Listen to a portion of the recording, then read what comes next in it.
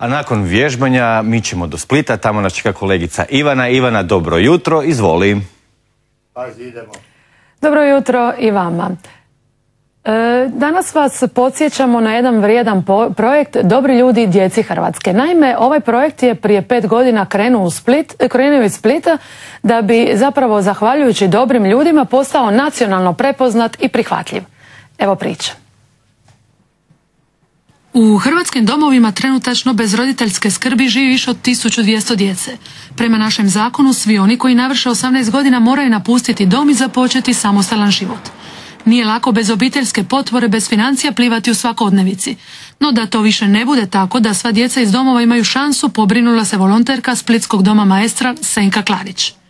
Prije 5 godina pokrenula je vrijedan projekt Dobri ljudi djeci Hrvatske. Cilj je bio financijski zbrinuti kroz police osiguranja djecu iz domova, tako da nakon izlaska iz doma svako dijete dobije po 50.000 kuna. Ideja se na prvi pogled činila teška u ovim kriznim vremenima, ali ne i neizvediva. Projekt je prepoznala i Hrvatska pošta, koja je upravo radi toga i osnovala zakladu Vaša pošta, no i brojni drugi dobri ljudi u ovoj zemlji. Dobro jutro želim gospođi Senki Klarić, koja evo, kao što čujemo, zaslužno što je ovaj projekt krenuo po Hrvatskoj. Dobro jutro. Dobro jutro. Evo, čuli smo, ovim projektom je obuhvaćeno 9 od ukupno 14 domova u Hrvatskoj. Tako je, evo, zahvaljujući podršci Hrvatske pošte, čiji sam ja djelatnik, odnosno zaposlenica, ova mala ideja se to zapravo realizira samo u Splitskom domu, dobila je priliku da se realizira na području cijele Hrvatske, dakle da se obuhvate sva djeca, svi štićenici unutar 14 domova koliko ih ima u našoj državi. Sve je zapravo počelo, vi ste bili volonterka, davali ste poduke djeci u domu i onda je zapravo nekako krenulo, trebalo je zapravo riješiti problem djece. Čuli smo, nakon 18. godine oni su prepušteni sami sobi. Jeste li mislili da će ovaj projekt zapravo krenuti ovakvom brzinom? Pa iskreno govoreći ne. S obzirom na stanje u državi, u cjelokupnom stanju recesije koje je zahvatilo ne samo našu zemlju nego i šire područje, ja sam iskreno govoreći očekivala da će tu trebati puno truda za samo Splitski dom. Međutim, kažem, kad postoji dobra volja, kad se pokaže senzibilitet i kad se ljudi upoznaju sa ciljem i svrhom ovoga projekta, zaista evo pokazalo se da i u ovim teškim vremenima još uvijek dobrih ljudi zaista ima.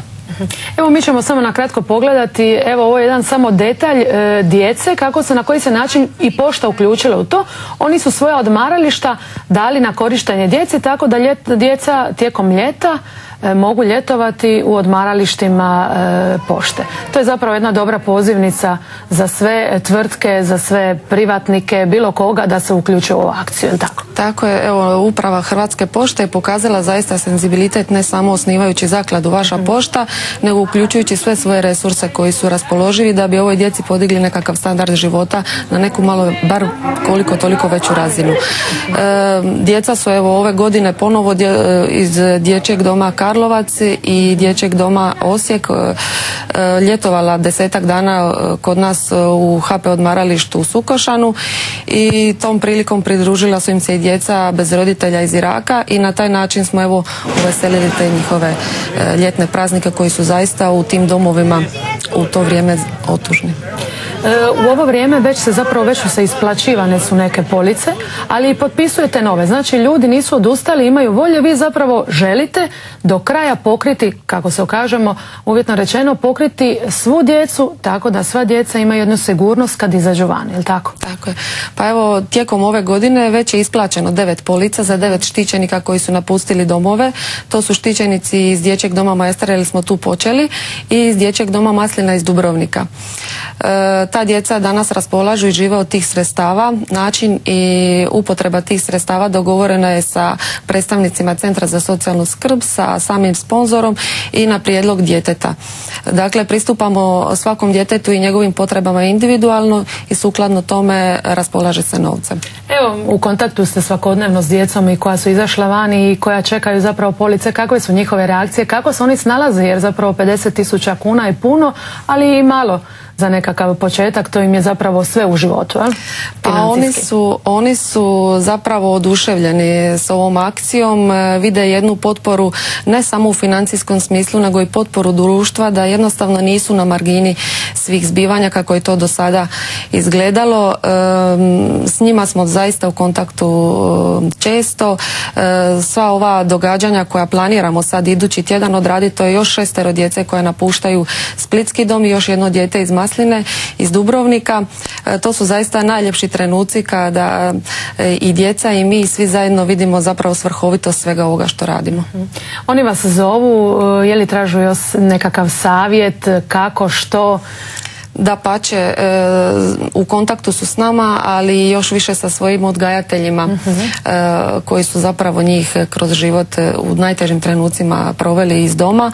Dakle, taj jedan suživot se nastavlja i nakon izlaska iz doma. Treba kazati, vi ste dakle zaposlenica Hrvatske pošte, da bez obzira na promjene u upravama koje se događaju, da Hrvatska pošta i dalje nastavlja zapravo, jel tako, zakladu podržava i radi na Naš tome. novi predsjednik, gospodin Premužak, je dao punu potporu radu zaklade, involiran je i sam uz rad zaklade, uključen je u sve projekte i evo on je sada i član, odnosno predsjednik upravnog odbora i evo uz njegovu podršku očekujemo da ćemo rezultate za kraj ove godine još i unaprijediti i evo idemo punim jedrima naprijed. Pročitala sam negdje da uskoro idete potpisati nove police, nove ugovore, uskoro, je li tako? Tako je, riješili smo još 10 štićenika i potpisane su police vrijedne 500.000 kuna za područje Rijeke. Dakle, gore su 3 doma, Selce, Lovran i Novi Vinodolski.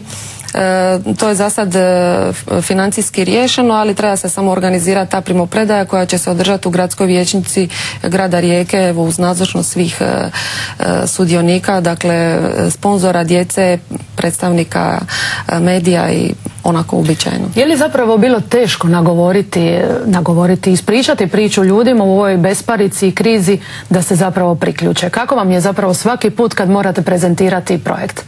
Pa ja vam moram reći da je meni to zadovoljstvo jer imam uspjeh. Jer, kažem vam malo prije, nije stvar samo u novcu, nego zaista vidite da u ovom našem društvu u kojem zaista izgleda nekad vlada beznađe, ima dobrih ljudi, ima senzibiliteta, ima volje. Ima volje za napraviti nešto dobro, za pomoć onima kojima je zaista potrebna i najpotrebnija u ovom trenutku. Evo, ako tako mora biti da je djece u domu, onda neka zapravo sva djeca vrlo brzo budu osigurana. Hvala vam lijepa. Hvala vama.